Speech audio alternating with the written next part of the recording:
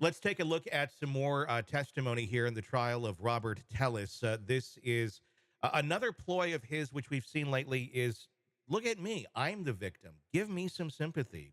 Nothing about the victim himself, Jeff Gurman, who's dead, but I am the victim here. Here he is crying on the stand, talking about how he chose to attempt suicide when he knew things were being closed in on him. Let's take a look at that. This is two.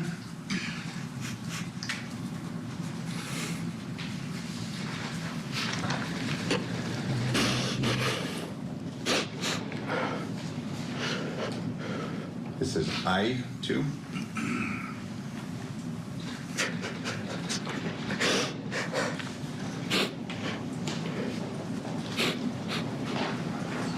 And this is J2.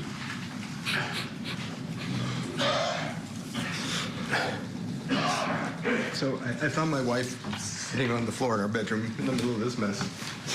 And so this for me was, the thing that just broke me. I'm sorry. I knew I didn't do this thing, and yet the police claim to have this evidence. They did what they did to me. And I have a $1 million life insurance policy.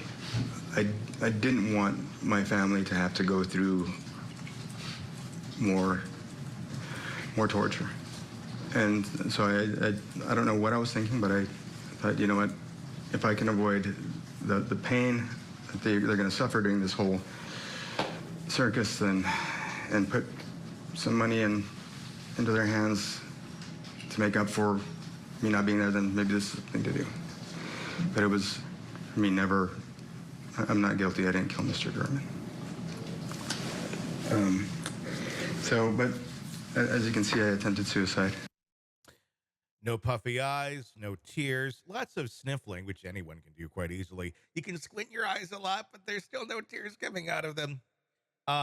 Yeah, what was your thoughts on that, of him talking about, I'm going to commit insurance fraud, basically? Yeah, I looked closely at those eyes. I just wanted to see, was there any tears? The problem is you really can't manufacture tears. And that's the biggest thing we look for when people put on their, emotional, I'm sad rants, Mm-hmm. is, are there any tears? There were not any tears.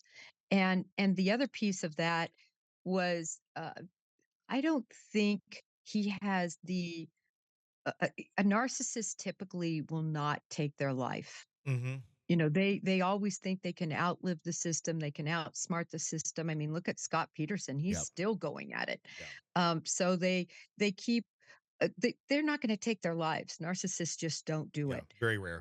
So I I think that was just all, you know, uh, a pony show, dog and pony show, Yeah. to try to get the sympathy. Again, he knows, he's an attorney. Mm-hmm. He has to get one juror to buy in to part of this. Mm-hmm. And that's what he's looking for. I don't think he's going to do it, No. but I know that that's what he's shooting for. Yeah, it's it's just so, I don't know. It's a train wreck watching this thing. But yeah, no red eyes, nothing. There's no sign and the other sign too is, I mean, have you ever been in a state where you're crying very hard about something? This is a horrible situation. If you're genuinely crying, you don't just come out of that like, oh, okay, by the way, this is how it all went down. No, I mean, your voice would be cracking. There'd be a level of hyperventilation almost, where it's kind of difficult to get words out. It's just boop, flip the switch, and I'm all good. I can talk about this like nothing happened. And that's I think another telltale sign here of it just being utter bullshit, and him just trying to somehow manipulate this tragedy into getting people to feel sorry for him, which I think is such a bizarre way to approach this. Of pity me. If you want to be found innocent, that's not the path to do it. Let's take a look here at another clip from the trial of Robert Tellis. This is Cross and him getting some tough questions dealt his way. Let's see how he reacts to that. You don't doubt that whoever that is killed Mr. Gehrman. That would be fair, right? Yes. Okay.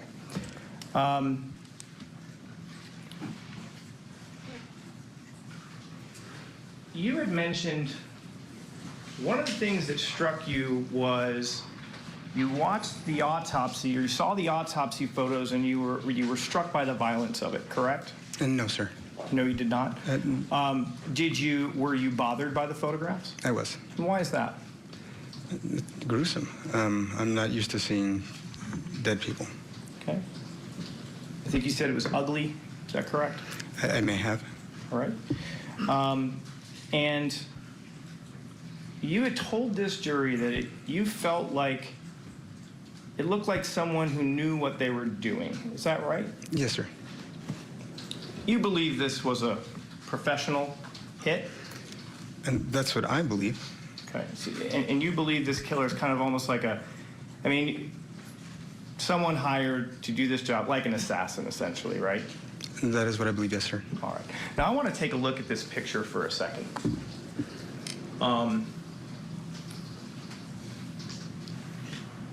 The assassin seems to be wearing a giant sun hat. It's a pretty big hat, right? Yes, sir. It's fairly noticeable, right? Mm-hmm. Yes, sir. You think that might attract attention? I would think so. Okay, but this is a professional. Right. All right. And this professional is also wearing a bright orange shirt, correct? Yes, sir. Professional? Yes, sir. But wouldn't that attract attention?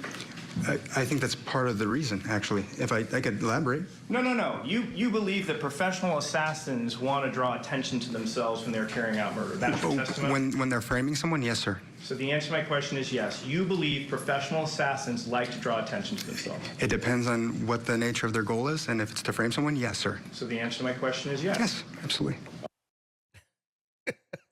How many professional assassins in your career in the FBI have you met that like to wear blaze orange and giant hats Oh my gosh. in broad Yeah. daylight? It was just so funny to see where the prosecutor, to listen to where this prosecutor was going. He did a very masterful job of really painting that as being absurd. And I thought it was very interesting that, of course, I do believe likely Mr. Tellis committed this crime. He's still innocent until the jury comes back. But wow, his decision making was so odd to use that orange shirt, to have that hat, to not get rid of anything. But I have to tell you, Tony, that's why the FBI and law enforcement's in business, because we're counting on the stupidity of the criminals, because those are the criminals that get caught and they make mistakes. Oh my God. And I'm wondering if this was all part of his thought process early on, if in fact he did this of, I'm going to be really obvious because it seems ridiculous, and somehow I'm going to spin this and make it seem like it's even more crazy that I would do that, which is utterly insane. It doesn't play at all. It just shows you're an idiot. A professional assassin standing, like, why doesn't he have like playing a bullhorn or something and have a vehicle with loud noise coming out of it and a spray painted on the side? I'm a killer. I mean, it's insane. It's just insane. Hey, thanks for checking out the video. Be sure to follow us wherever you download podcasts, and especially Apple Podcasts, where you can get advanced episode and premium content on our premium channel right there. Also, be sure to follow us on social media so you don't miss any breaking updates on the stories that matter to you most. We're on TikTok, X, Instagram, Facebook. Just search Hidden Killers Podcast with Tony Brueski, and you'll find us right there. Again, thanks for watching.